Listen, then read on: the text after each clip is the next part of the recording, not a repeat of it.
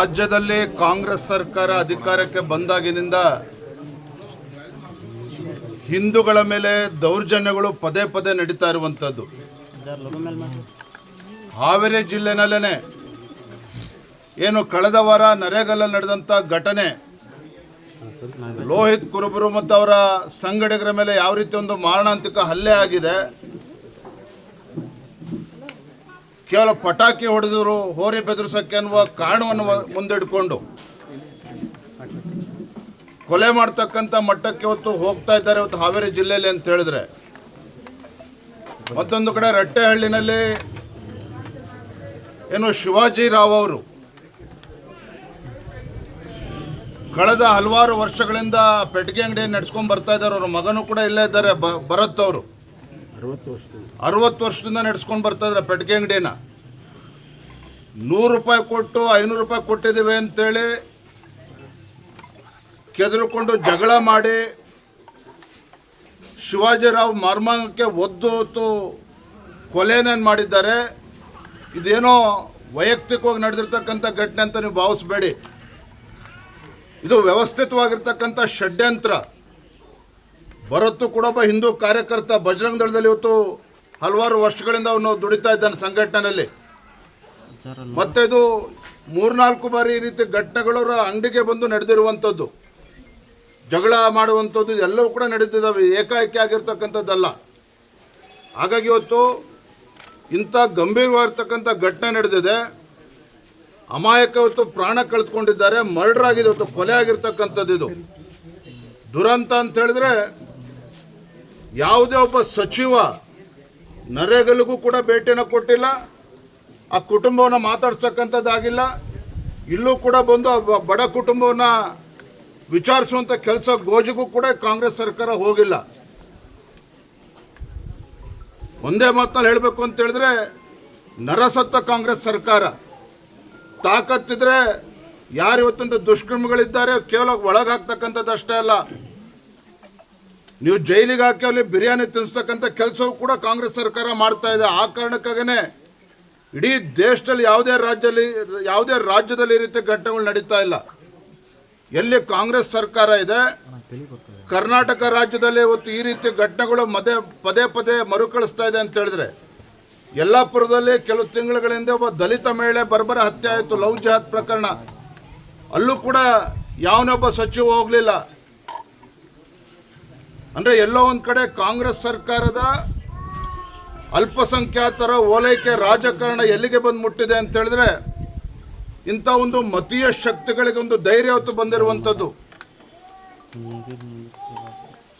ಪ್ರಿಯಾಂಕಾ ಖರ್ಗೆ ಅವರು ಇವತ್ತು ಅಮೆರಿಕ ಬಗ್ಗೆ ಮಾತಾಡ್ತಾರೆ, ರಷ್ಯಾ ಬಗ್ಗೆ ಮಾತಾಡ್ತಾರೆ, RSS ಬಗ್ಗೆ ಮಾತಾಡ್ತಾರೆ.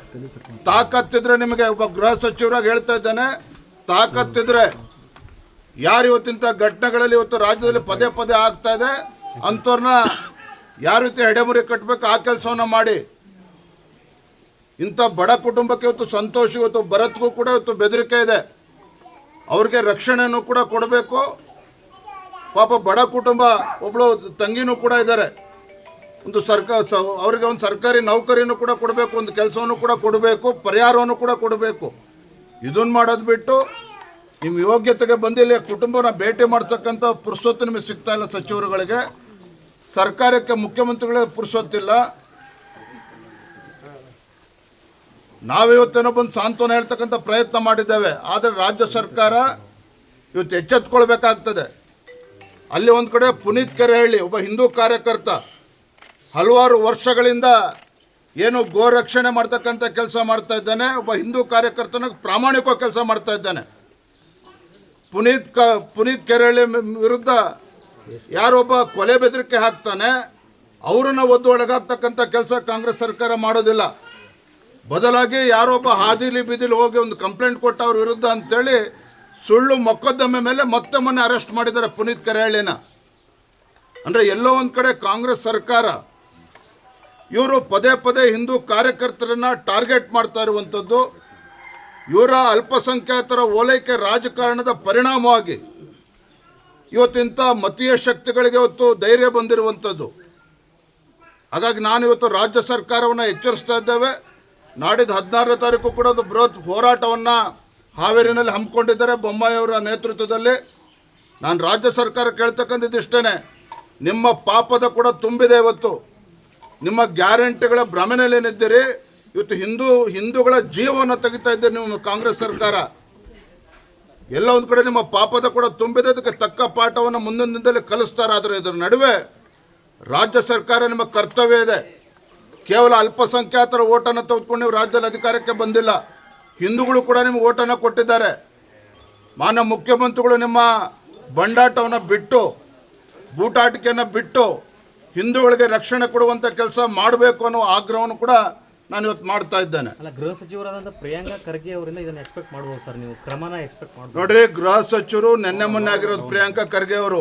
ಆದರೆ ಕಾಂಗ್ರೆಸ್ ಸರ್ಕಾರ ರಾಜ್ಯದಲ್ಲಿ ಆಡಳಿತಕ್ಕೆ ಬಂದು 3 ವರ್ಷಗಳಾಗಿದೆ.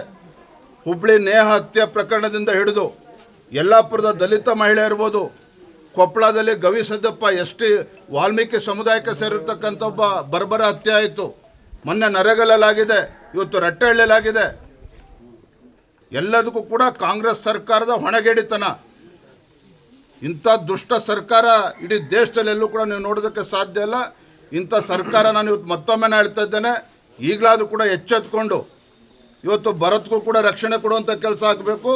ಏನೋ ನೆಪ ಒಡ್ಡು ಯಾರೋ 420ಗಳು ಹೇಳ್ತಾರೆ ಅಂತೇಳಿ ಅವ್ರ ಅಂಗಡಿಯನ್ನು ಖಾಲಿ ಮಾಡಿಸ್ತಕ್ಕಂಥ ಕೆಲಸ ಮಾಡಿದ್ರೆ ಇಡೀ ರಾಜ್ಯಾದ್ಯಂತ ಬಂದಿಲ್ಲಿ ಪ್ರತಿಭಟನೆ ಮಾಡುವಂಥ ಕೆಲಸ ಸಂದರ್ಭ ಬರ್ತದೆ. ಹಾಗಾಗಿ ಮಾನ್ಯ ಜಿಲ್ಲಾಧಿಕಾರಿಗೂ ನಾ ಹೇಳ್ತಾ ಇದ್ದೇನೆ, ಮಾನ್ಯ ಬೊಮ್ಮಾಯಿ ಅವರು ಕೂಡ ಮಾತನಾಡ್ತಾರೆ. ಯಾವೊಂದೋ ಮಾತು ಕಟ್ಕೊಂಡು ಇವತ್ತು ಅಂಗಡಿಯನ್ನು ಖಾಲಿ ಮಾಡಿಸ್ತಕ್ಕಂಥ ಕೆಲಸ ಮಾಡಿದ್ರೆ ಭಾರತೀಯ ಜನತಾ ಪಾರ್ಟಿ ಕೈ ಕೊಟ್ಕೊಂಡು ಕೂರೋದಿಲ್ಲ.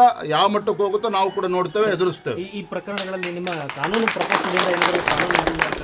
ನೋಡ್ರಿ, ಕಾನೂನು ಪ್ರಕೋಷ್ಠ ಅಲ್ಲ ರೀ. ಇವತ್ತು ಸರ್ಕಾರ ನಡೆಸ್ತಕ್ಕಂಥವ್ರು ಇವತ್ತು ಬೀದಿಲಿ ಬಟ್ಟೆ ಬಿಚ್ಕೊಂಡು ನಿಂತಾಗ ನಾವು ಏನು ಮಾಡಬೇಕು ತಕ್ಕವನ್ನು ಮಾಡ್ತೇವೆ. ಕಾನೂನು ಪ್ರಕೋಷ್ಠ ಏನು ಬೇಕು ಮಾಡ್ತದೆ. ಆದರೆ ನಾನು ಹೇಳ್ತೇನೆ, ರಾಜ್ಯ ಸರ್ಕಾರ ಪಟ್ಟು ರಕ್ಷಣೆ ಕೊಡುವಂಥ ಕೆಲಸ ಮಾಡಬೇಕೀಗ. ಇದನ್ನು ವೈಯಕ್ತಿಕ ಜಗಳವನ್ನು ರಾಜಕೀಯ